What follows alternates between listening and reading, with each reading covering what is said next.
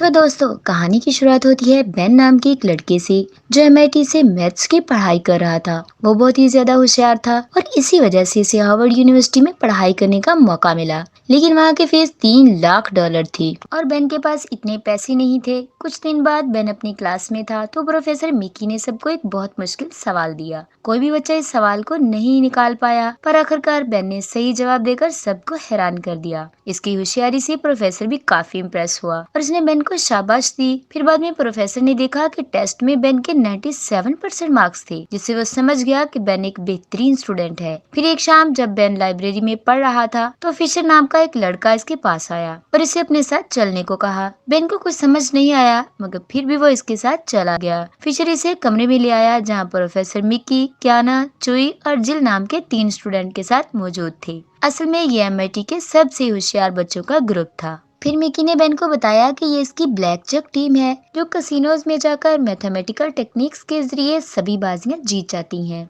इस गेम के जरिए वो बचे हुए पत्तों को जोड़कर हिसाब लगाते हैं कि सामने वाला इंसान कौन सा पत्ता फेंकेगा। मिकी ने बताया कि वो सब लॉस वेगास खेलने के लिए जाते हैं और पूरी टीम रूल्स के हिसाब से चलती है। एंड में प्रोफेसर ने ये भी कहा कि वो कुछ गैर कानूनी नहीं कर रहे और वो जानते हैं कि बेन एक जीनियस है, इसलिए वो चाहते हैं कि बेन भी इनकी टीम में शामिल हो जाए। मगर बेन को ये सट्टेबाजी का खेल कुछ अच्छा नहीं लगा। इसने ग्रुप में शामिल होने से इनकार कर दिया। सबने इसे मनाने की बहुत कोशिश की, लेकिन बेन नहीं माना। आखिर में जाने से पहले प्रोफेसर ने इसे कहा कि इस टीम के बारे में किसी को कुछ मत बताना। फिर अगले दिन जब बेन दुकान पर था तो जिल वहाँ कुछ खरीदने के बहाने से आ गई, लेकिन फिर जल्द ही वो बेन के पास जाकर इस टीम में शामिल होने के लिए उसे मनाने लगी। जिल ने इसे समझाया कि इस टीम के जरिए वो जल्द ही अपनी हार्वर्ड की फीस जमा कर सकता है। इस बात से बेन को थोड़ी दिलचस्पी तो हुई और वैसे भी वो काफी टाइम से जिल को पसंद करता था। लेकिन बेन एक सच्चा लड़का तो था, लेकिन पसंदीदा औरत के मनाने पे भी नहीं माना। फिर शाम को हम देखते हैं कि ब्लैक जैक टीम अपने अगले मिशन की प्रैक्टिस कर रही थी। मिकी ने इन सबसे एक सवाल पूछा, मगर किसी को भी इस सवाल का जवाब नहीं आया। तभी बेन वहाँ पर आ गया और इसने सही जवाब देके सबको हैरान कर दिया।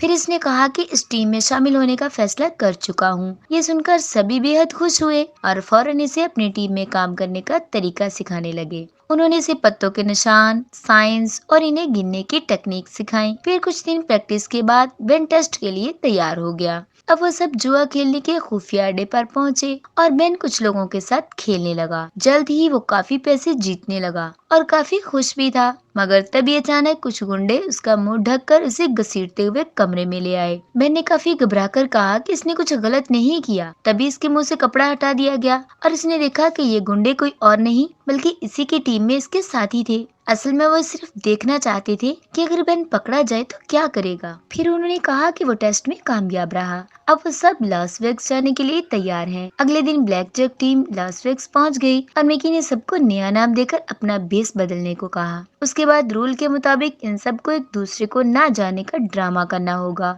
खैर, फिर टाइम आने पर बेन एक कसीनो में घुसा और इसने $10,000 का सट्टा लगाया। अपनी ट्रेनिंग के जरिए जल्द ही वो जीत गया और फिर पैसे दुगने करके अगला सट्टा लगाया। इसके बाकी साथी तो थोड़े टाइम बाद खेल खत्म करके अपने कमरों में चले गए, मगर बेन पूरी रात वहीं बैठकर ढेर सारे पैसे कमाता रहा। फिर अगली सुबह जेल बेन को इसके हिस्से के पैसे दे दिए और कहा कि सभी इसके काम से बेहद खुश हैं। तब बेन ने कहा कि वो ये काम सिर्फ अपनी पढ़ाई की फीस जमा करने के लिए कर रहा है और पैसे पूरे होते ही वो ये काम छोड़ देगा। तब जिल ने हंसते हुए कहा कि सभी यही कहते हैं। खैर, जब बेन अपने हॉस्टल के कमरे में वापस आया तो इसने सारे पैसे छत पर लगे पंखे के ऊपर चिपका दिए। तभी माइल्स और कैम ने वहाँ आकर इससे पूछा कि वो 2 दिन तक कहाँ था। तो बेन ने झूठ कह दिया कि वो अपने रिश्तेदारों से मिलने गया था। खैर, शाम को बेन अपने दोस्तों के साथ एक बार में गया जहाँ जिल भी मौजूद थी। बेन के दोस्तों ने इसे हौसला देकर कहा कि जाओ भाभी से बात करके आओ। तब बेन ने जाकर जिल से बहुत सारी बातें की और बाद में जब वो ट्रेन से वापस आ रहे थे,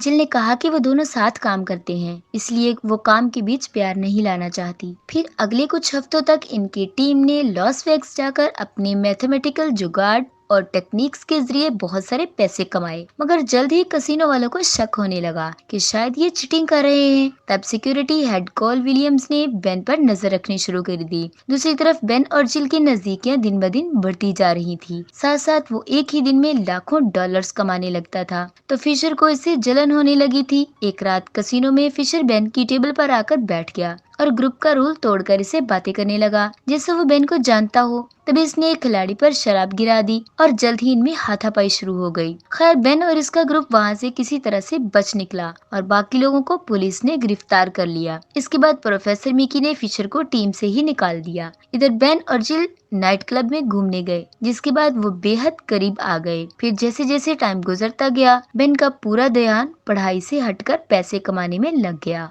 और तो और वो अपने दोस्तों से भी दूर होने लगा। इसने साइंस प्रोजेक्ट में भी कोई मदद नहीं की, इसलिए इसके दोस्तों ने इसे ग्रुप से निकालने का फैसला किया। ये सुनकर बेन को धचका तो लगा, मगर फिर इसने कहा कि मुझे तो कभी इस प्रोजेक्ट में इंटरेस्ट था ही नहीं, निकलो यहाँ से। फिर अगली सुबह जब team black jack Las Vegas गई, तो बेन परेशान होकर टेबल पर ही बैठा रहा और 2 लाख डॉलर्स हार गया। इस रात मिकी ने इसे खूब डांटा और उसे ग्रुप से निकाल दिया। साथ ही इसने बेन को 2 लाख डॉलर्स का नुकसान भरने को भी कहा। पर बाद में बेन ने इसे बाकी 3 खिलाड़ियों को कहा कि इन्हें मिलकर अपनी नई टीम बना लेनी चाहिए, क्योंकि मिकी तो कभी रिस्क लेकर खेलता ही नहीं और फिर वो जीती हुई रकम का आधा हिस्सा भी ले जाता है। आखिरकार सब इसकी बात मान गए और एक कसिनो में जाकर खेलने लगे। जल्दी उन्होंने काफी पैसे जीत लिए, पर तभी अचानक कोल ने वहां आकर बेन को पकड़ लिया और इसके बाकी साथी भाग गए। असल में कोल को बेन के बारे में मिकी ने ही बताया था। इसके बाद बेन को एक खुफिया कमरे में लाया गया, जहां कूल और इसके साथियों ने इसे बुरी तरह पीटा। कूल ने कहा कि जल्दी ही सभी कसिनोज में चेहरा पहचानने की मशीन लग जाएगी और तब इसकी टीम का धंधा बंद हो जाएगा। कूल ने बता दिया कि इसकी मिकी से पुरानी दुश्मनी है, क्योंकि एक बार मिकी ने ही एक ही रात में 10 लाख डॉलर जीत लिए थे, जिस वजह से कूल को नौकरी से निकाल दिया गया था। खैर फिर कूल ने बेन को बेरहमी से बुरी तरह से पीटा और फिर आजाद कर दिया। अगले दिन जब बेन कॉलेज पहुंचा तो उसने देखा कि मिकी इसे फेल कर चुका है और इसके कमरे में इसके जमा किए हुए सारे पैसे भी चोरी हो गए हैं। वो सब समझ गया कि ये मिकी का ही प्लान है, पर वो चाह कर भी कुछ नहीं कर सकता था। बाद में वो जिल के घर गया और इसने कहा कि वो सब कुछ खो चुका है, अपनी दोस्त, पैसा, हार्वर्ड जाने का ख्वाब। फिर इसने जिल से माफी मांगकर कहा कि वो इसे नहीं खोना चाहता। आखिरकार जिल ने इसे माफ कर दिया और इसे हौसला दिया। कुछ दिन बाद बेन ने देखा कि साइंस कंपटीशन में माइल्स और केम जीत गए हैं। बाद में वो माइल्स से मिला और अपने बर्ताव के लिए इससे भी माफी मांगी। फिर बेन ने इसे पूरी बात बताई कि कैसे वो लास वेगास में सट्टेबाजी करने लग गया था।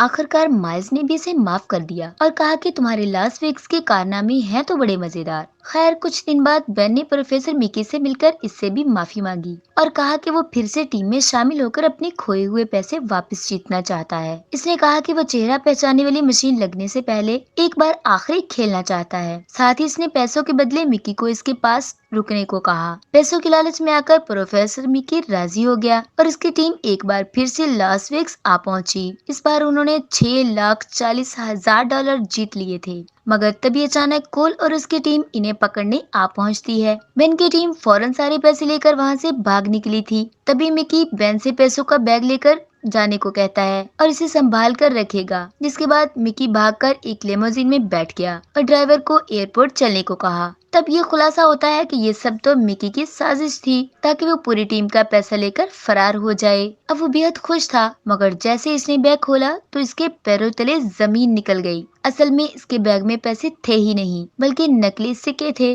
तब इसने देखा कि वो ड्राइवर असल में कोल का ही आदमी था। तब हमें पता चला कि जब कोल ने बेन को पकड़ा था तो बेन ने इसे वादा किया था कि वो खुद मिकी को यहाँ लेकर आएगा। इसके बदले कोल ने बेन और इसकी टीम की शक्ल डेटाबेस से हटाने का वादा किया, ताकि मशीन इनका चेहरा ना पहचान सके और बाद में भी वो कसिनो में जाकर खेल सकें। इधर बेन और जिल की मुलाकात कोल से हुई और उसने मिकी को पकड़वाने के लिए बेन का शुक्रिया अदा किया। जैसे ही बेन और जिल जाने लगे तो कोल ने इन्हें रोककर इनके जीत के पैसों का एक हिस्सा मांग लिया। बेन ने कहा कि इनकी ऐसी तो कोई डील नहीं हुई थी, पर तभी कोल ने बंदूक निकाल कर कहा कि बेटा मैं रिटायर्ड होने वाला हूँ, इसलिए पैसों की जरूरत है मुझे। वो जानता था कि बेन इतना होशियार है कि वो किसी न किसी तरीके से पैसे कमा ही लेगा। बेन को अपनी जान ज्यादा प्यारी थी, इसलिए वो कोल को पैसे देकर जिल के साथ लौट आया। इधर मिकी को इस खुफिया कमरे में लाया गया कोल और इसके साथी काफी बेसब्री से इसका इंतजार कर रहे थे। मिकी ने फौरन इसे पैसों का लालच देने की कोशिश की, मगर कोल ने कहा कि ना ना, बस पैसे और नहीं चाहिए मुझे,